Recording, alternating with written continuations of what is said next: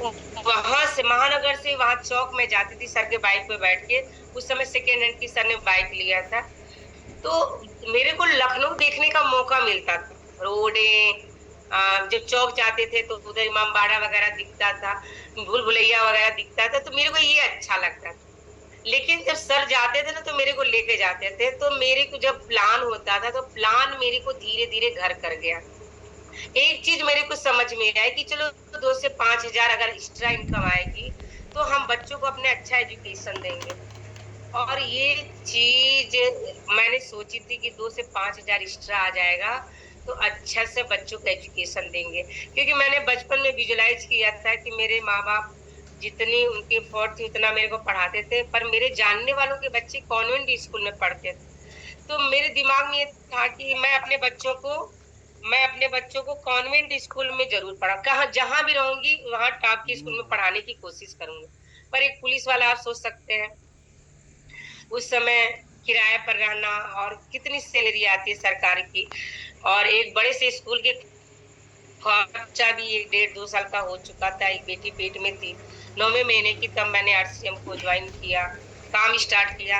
अच्छा लगा। जब जब इसमें मीटिंग में जाते थे तो वो घर अंदर तक जाता रहा। इसीलिए कहा जाता है कि परिवार के साथ इसको करिए, कहीं भी जाइए, जब भी कहीं मीटिंग सेमिनार हो परिवार को लेके जाइए। मैं ये नहीं कहती कि परिवार करने ही लगेगा, पर उसको वो जो मेन चीज है ना वो समझ में आने लगेगी। मेरे को एक चीज समझ में आने लगी कि अगर मैं इस काम को अगर इतनी मेहनत से शिद्दत से अगर कर लेती हूँ और रॉयल्टी और टेक्निकल के एक मुकाम पे जाती हूँ, फिर मैं इस काम को करूँ या ना करूँ मेरे पीढ़ियों को इनकम आएगी। अरे तो वो क्या, वो भाव अंदर गए। आरसीएम में कुछ प्रॉब्लम आई, बंद हुए। और मैं आपको बताना चाहती हूँ कि उस समय मेरे को 500 की भी इनकम नहीं आती थी और आरसीएम में कुछ जांच चली।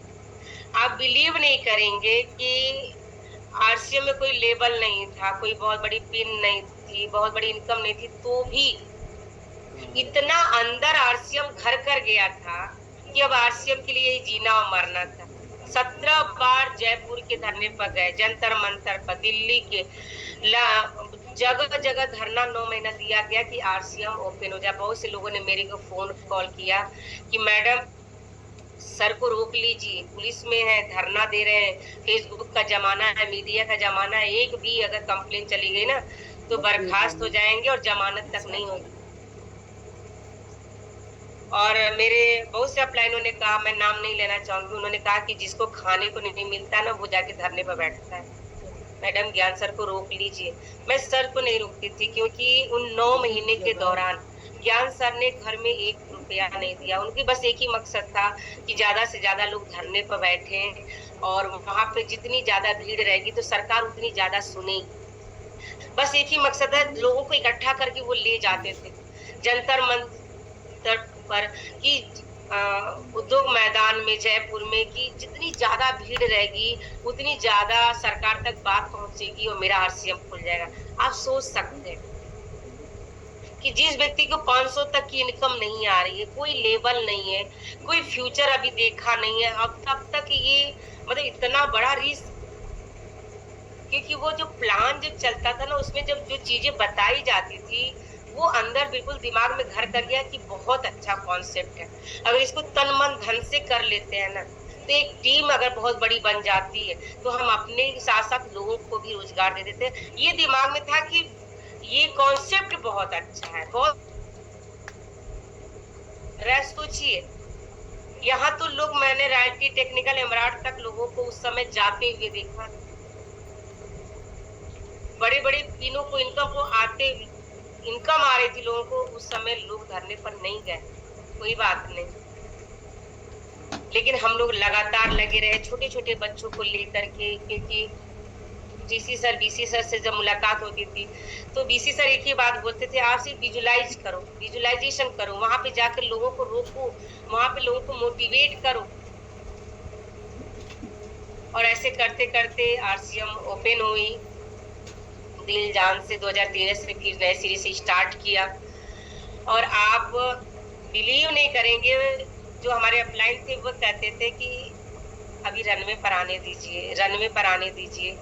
तो आंखों में आंसू आ जाते थे कि रनवे पर कौन लाएगा, आरसीएम को तो हमने लाया।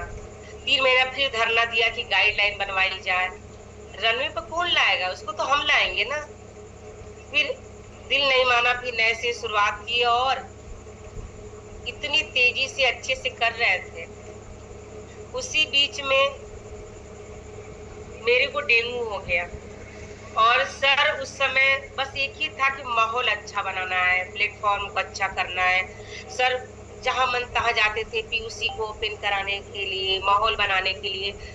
बिहार गए और बिहार से कोई पिकअप सेंटर था, उसको ओपन नहीं हो रहा था, तो सर वहीं से वहीं चले गए भीलवाड़ा और मेरे को डेंगू हो गया। मेरा प्लेटलेट 10,000 आ गया और मेरे पेट में मेरी तीसरे नंबर वाली बेटी तो बी मेच्योर थी, वो हॉस्पिटल